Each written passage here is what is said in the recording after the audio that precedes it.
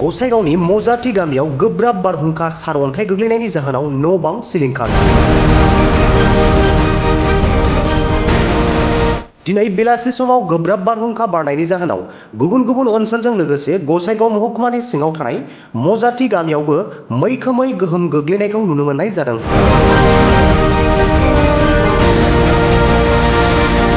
गोबां सुबुंफोरनि न' बां बायनाय गब्लंनायजों लोगोसे गामिनिनो गंसे 626 नं मजाथि गुदि फरायसालिनि थिंफोराबो गोब्राब बारहुंखानि थाखाय बिरखारलाङो।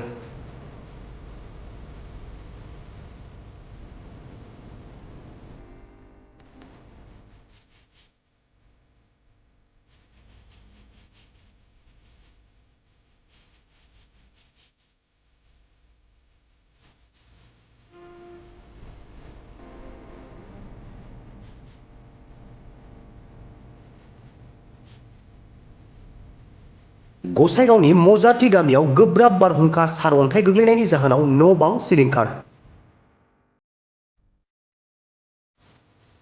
दिनै बेलासि समाव गोब्राब बारहुंखा बारनायनि जाहोनाव गुबुन गुबुन ओनसोलजों लोगोसे गसाइगाव महकुमानि सिङाव थानाय मजाथि गामियावबो मैखोमै गोहोम गोग्लैनायखौ नुनो मोननाय जादों।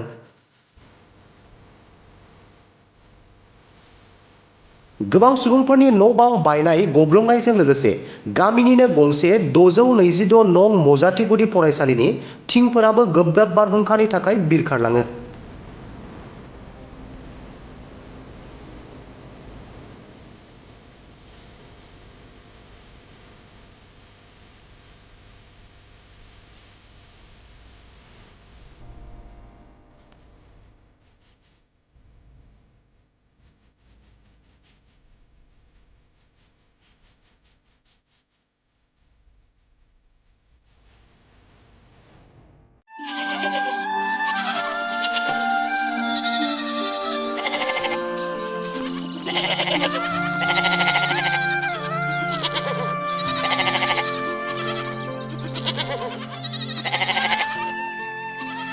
কি হে বকুল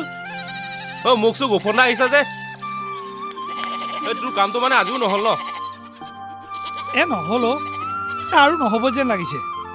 দিছপুৰলৈ তাঁত বাতি কৰি আমনিয়ে লাগি গৈছে কিয় যে অফিচবিলাক দিছপুৰলৈ লৈ গ'ল নহয় তাতে গৈ একো আভাৱে নাপাওঁ ঠিকেই কৈছ এই অকৰ্মণ্য অধ্যক্ষ নেতাৰ হাতত শাসনবাৰ তুলি দিয়াৰ ফল এয়া তই জাননে এটা এটাকৈ 14টা অফিচ এইখন চৰকাৰে দিছপুৰলৈ উভতাই পঠালে ৰাইজে ভোট দিছিল নহয় তাঁত বাতি কৰি থাকক এতিয়া তাকেহে BTCয়ে এই বিভাগকেইটাৰ ওপৰত নিজৰ কৰ্তৃত্ব হেৰুৱালে অকৰ্মণ্য নেতাক আঁতৰ কৰক নাঙলৰ ছবিত ভোট দিয়ক 14টা বিভাগ পুনৰ উভতাই অনা হাগ্ৰামাৰ প্ৰতিশ্ৰুতি BPFৰ মূল মন্ত্ৰ সম উন্নয়ন সম অধিকাৰ